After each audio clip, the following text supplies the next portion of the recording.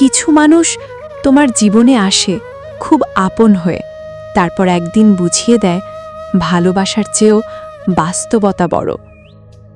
শুরুর দিকে সবকিছু খুব সুন্দর লাগে, রাত জেগে কথা হয়, একটা ফিউচার ইম্যাজিন করা হয়, মনে হয় যত কষ্টই আসুক মানুষটা পাশে থাকবে।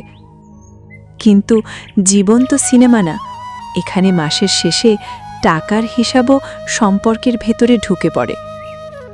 তুমি যখন নিজের শখ বাদ দিয়ে পরিবারের বাজার করো, বন্ধুদের সাথে ঘুরতে না গিয়ে বাবার ওষুধ কেনো, তখন ধীরে ধীরে বুঝতে পারো মধ্যবিত্ত মানুষের প্রেমও অনেক হিসাবের মধ্যে দিয়ে যায়। অভাব যখন দরজায় এসে দাঁড়ায়, ভালোবাসা তখন জানালা দিয়ে পালানোর রাস্তা খোঁজে।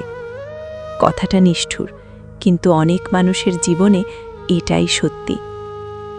একসময় যে মানুষটা তোমার ভয়েস শুনে ঘুমাতো, আজ সে বলে তুমি আমাকে সময় দাও না। কিন্তু সে বোঝে না তুমি সময় না, নিজেকেই হারিয়ে ফেলছো সংসারের চাপের মধ্যে। রাত 2টোর পরে কিছু মানুষ অনলাইন থাকে না গল্প করার জন্য, তারা অনলাইন থাকে চিন্তা করার জন্য। মাসের শেষে টাকা কিভাবে চলবে, ভবিষ্যৎ কি হবে, মানুষটা যদি ছেড়ে চলে যায় তাহলে কি হবে? এই ভয়গুলো ধীরে ধীরে মানুষকে ভিতর থেকে চুপ করিয়ে দেয়।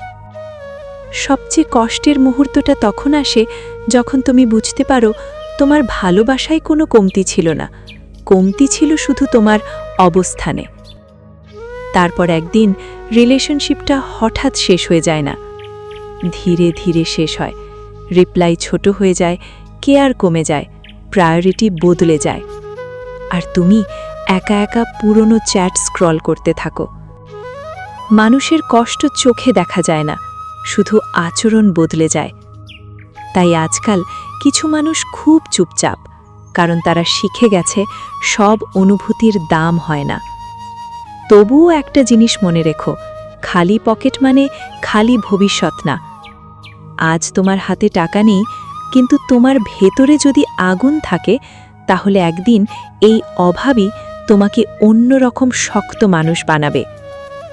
আর সেদিন তুমি কারো কাছে প্রমাণ দেওয়ার জন্য বাঁচবে না, নিজের ভাঙা অতীতটাকে হারানোর জন্য বাঁচবে। ওঠো, চোখের জলটা মুছে ফেলো আর কাজে লেগে পড়ো, কারণ এই নিষ্ঠুর পৃথিবীতে দিন শেষে তোমার সফলতা ছাড়া তোমার আর কেউ নেই।